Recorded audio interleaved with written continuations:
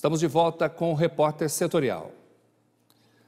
Para alguns pais, oferecer durante muitas vezes o colo para as crianças pode deixá-las mal acostumadas. Mas será que isso é verdade? Um estudo mostra o contrário.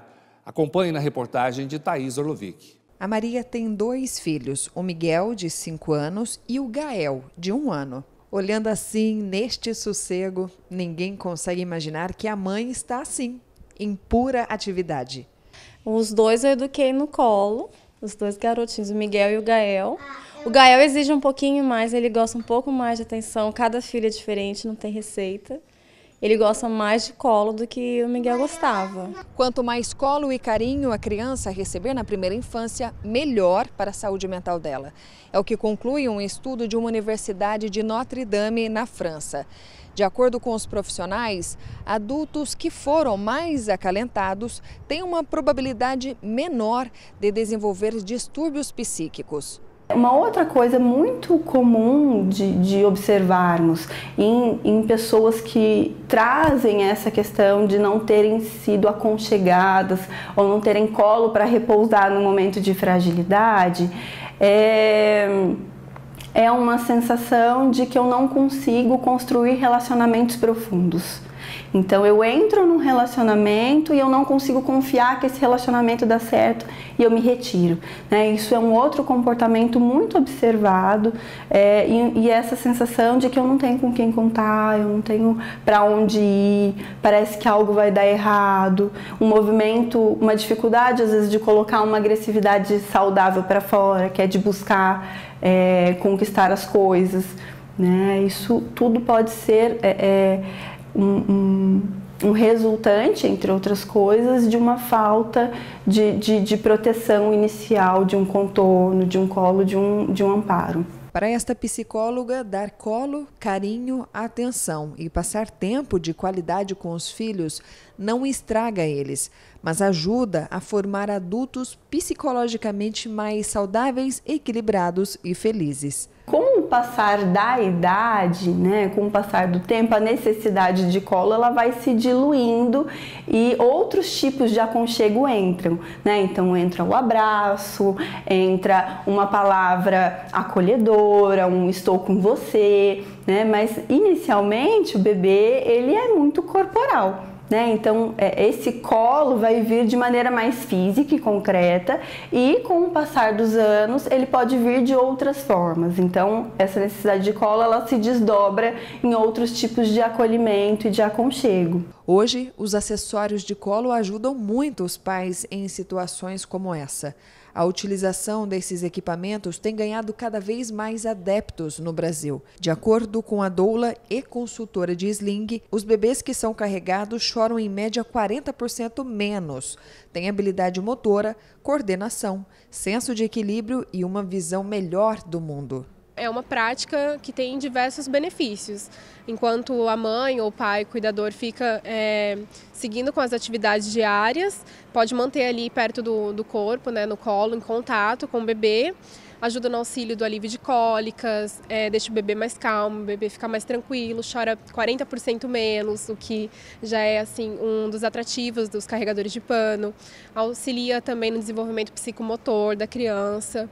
E o meu trabalho é esse, é explicar para as mães como utilizar essa ferramenta. E é assim, no aconchego, que a criança desenvolve a autoconfiança. O colo, quando solicitado, né, ele traz a segurança de que eu tenho com quem contar. Então, se eu tenho com quem contar, eu posso ir, eu posso voar, eu posso sair de casa, eu posso buscar um emprego novo, eu posso arriscar na vida, porque eu sei se em algum momento eu sofrer um deslize, eu errar, eu me frustrar, eu sei que eu tenho para onde voltar. Então, na verdade, o colo ele contribui para o desenvolvimento da autonomia. Não pela insegurança, como a gente tem esse mito socialmente estabelecido que colo vicia. Miguel, você gosta de ficar no colo da mamãe? Sim, muito. Vamos agora para a segunda parte da entrevista do dia, que está abordando o tema literatura.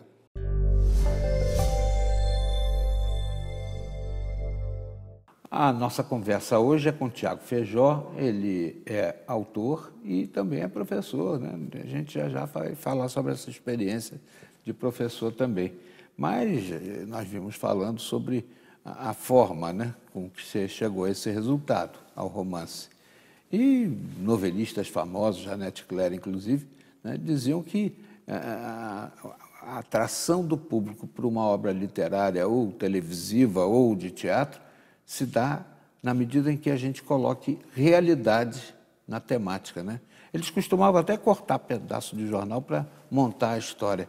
E você, naturalmente, que trouxe da sua luta contra o tabagismo também um pouco dessa.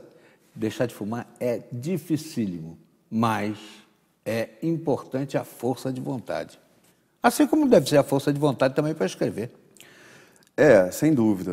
O ofício de escrita, da escrita, é um ofício que ao mesmo tempo é prazeroso, mas também tem o seu sofrimento, né? Eu vejo isso em muitos escritores e em mim também isso se dá. Porque eu acho que o escritor talvez seja o profissional de maior autocrítica, né? Tanto que há muitos escritores que rasgam, queimam suas obras, né? Eu mesmo já botei fogo em alguns textos que escrevi. Mas, em geral, o texto sai com sofrimento, mas ele sai, né? Eu tenho poucos, o que chama-se de bloqueio criativo, eu tenho poucos. Eu costumo ficar um tempo sem escrever, mas quando retorno, eu retorno no ritmo, né? Assim, com a mão treinada, como dizem. Você acha que é mais fácil escrever traçando antes um esqueleto, um roteiro com um esqueleto do que você vai abordar ao longo da tempo? Sim, eu faço assim, meu trabalho é esse. Eu primeiro elaboro o que você chama de esqueleto, e eu chamo de roteiro, como você também chamou. Eu elaboro todo o roteiro, que consta, na verdade, o enredo principal, não é? A linha dos acontecimentos. Já, inclusive, esse texto, esse romance, ele já veio separado em capítulos, então eu sabia exatamente o que cada capítulo iria trazer. Eu elaboro também toda a fisiologia dos personagens, quanto a traços físicos, caráter, manias, tudo. Cada personagem demanda um pouco também antes de escrever o livro, demanda um pouco de construção, né? Quer dizer, eu convivo com esses personagens um pouco antes de escrever o livro. Aí, depois que você faz esse roteiro e o esqueleto, você desenvolve os capítulos? Eu desenvolvo os capítulos, desenvolvo as cenas, né? Pouca coisa muda na ponta do lápis, como já dizia o Guimarães, pouca coisa muda enquanto eu estou escrevendo. Às vezes, acontecem mudanças no nível da linguagem, né?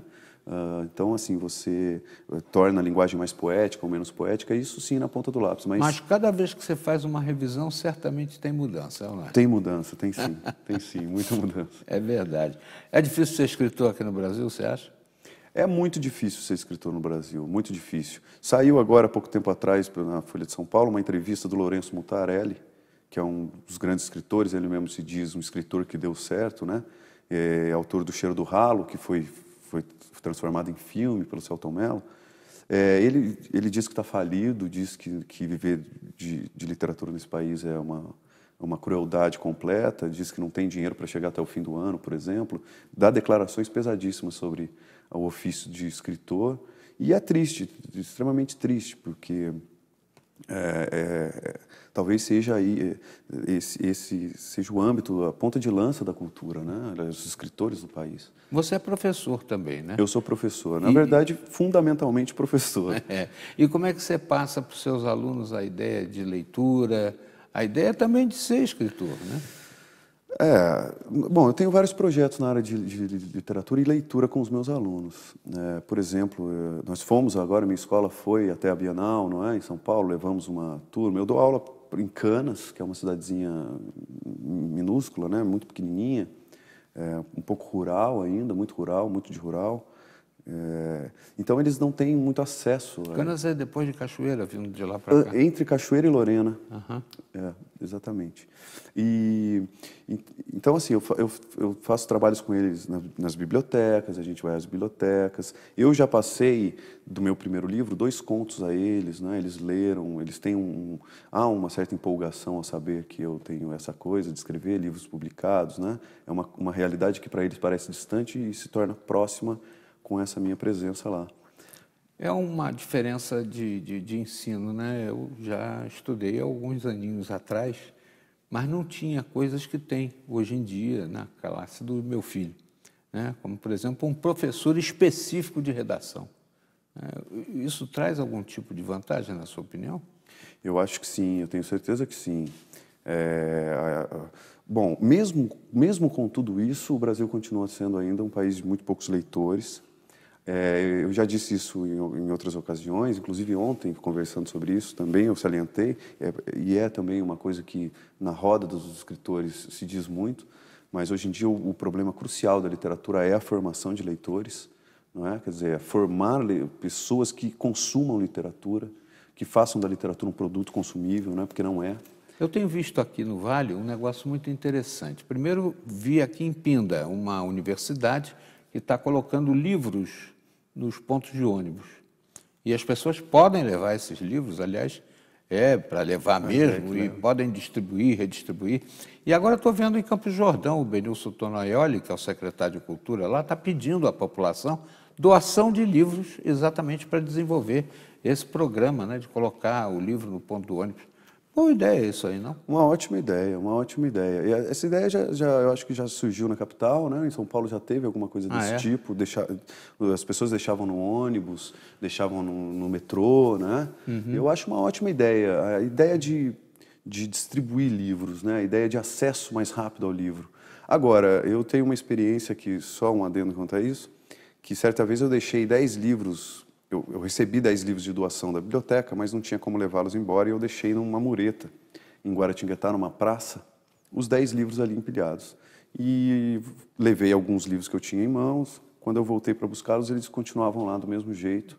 E eles estavam ao acesso de todos. Pessoal honesto, hein? Podiam muito bem ter levado. Pois é.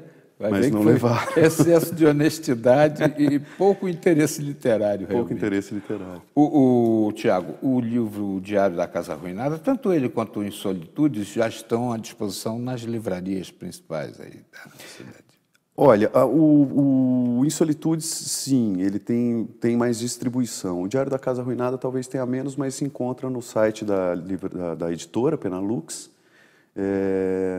E comigo também, né? Tiago Feijó, se me procurar pelo Facebook, me acha facilmente entrando em contato. Há menos distribuição desse livro, né? Em termos de livrarias. Ainda está concorrendo, inclusive, né? Sim, mas fácil de achar. Se colocar ele na internet, acha com facilidade. Se você tiver dificuldade de gravar a informação que ele passou quanto à localização, pergunta ao tio Google por Tiago Feijó. Ele conhece. Conhece. Valeu, Tiago. Obrigado. Muito obrigado. Parabéns, pelo convite. Muito obrigado.